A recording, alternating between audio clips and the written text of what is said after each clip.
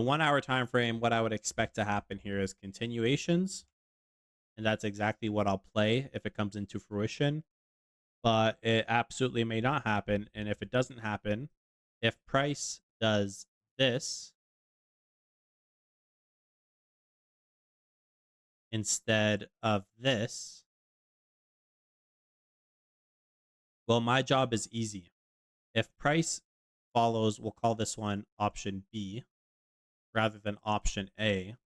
If price does B, then I simply step away from this market because it's not in a condition that would be in alignment with my rules, which means I can't trade it.